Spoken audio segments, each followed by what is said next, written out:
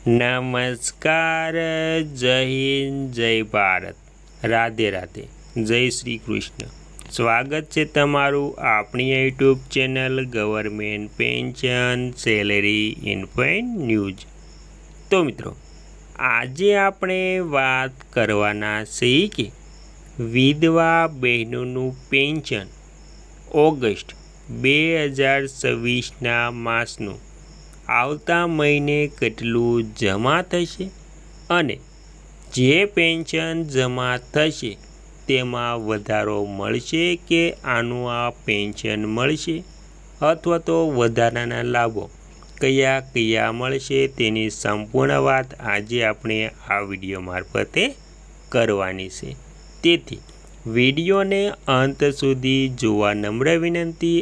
અને તમે આપણી ચેનલમાં નવા હોય તો આપણી ચેનલને સબસ્ક્રાઈબ કરી લેજો, કેમ કે આવી કોઈ પણ નવી અપડેટ આવે તે નોટિફિકેશન સૌથી પહેલાં તમને મળી જાય। અને વિડીયો ગમે તો લાઈક કરવાનું ભૂલતા નહીં। તો વિધવા બહેનોને જે 1250 રૂપિયા પેન્શન મળે છે તેમાં હવે કેટલો વધારો થશે અથવા તો તે પેન્શન કેટલું મળવાપાત્ર થશે?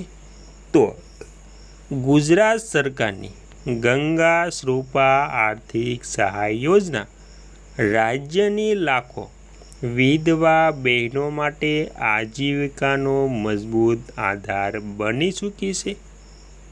મુખ્યમંત્રી શ્રી ભૂપેન્દ્રભાઈ પટેલના નેતૃત્વમાં વર્ષ 2025-26 દરમિયાન રાજ્યની 17 લાખથી વધુ ગંગા શ્રુપા મહિલાઓને 2600 કરોડ રૂપિયાથી વધુની આર્થિક સહાય ચૂકવવામાં આવે છે। વડાપ્રધાન શ્રી નરેન્દ્ર મોદીના મહિલા સશક્તિકરણના વિઝનને જમીન પર ઉતારતી આ યોજના મુખ્ય નિષ્કર્ષ એ છે કે આજે ગુજરાતની લાખો મહિલાઓ આર્થિક સંકટમાંથી બહાર આવીને ગૌરવભેર પોતાનું અને પોતાના બાળકોનું ભવિષ્ય સુરક્ષિત કરે અને બજેટમાં ધરખમ વધારોને સીધો ખાતામાં સહાય। તો રાજ્યની વિધવા મહિલાઓ આર્થિક રીતે સંપૂર્ણ સ્વતંત્ર બને તેવા ઉમદા હેતુથી આ યોજના એટલે કે ગંગા શ્રુપા યોજના ચલાવવામાં આવી રહી છે। આંકડાકીય વિગતો જોઈએ તો વર્ષ 2025-26માં કુલ 17.60 લાખ લાભાર્થી મહિલાઓને 2654.83 કરોડ રૂપિયા ચૂકવવામાં આવ્યા છે।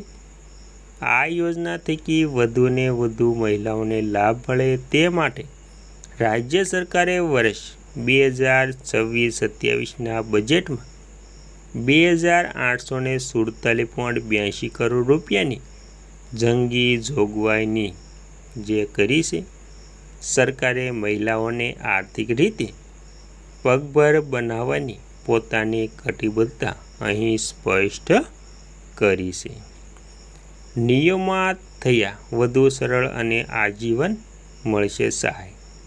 લાભાર્થીઓની સંખ્યા વધવાની પાછળ સરકારના કેટલાક મહત્ત્વના નિર્ણયો પણ જવાબદાર છે।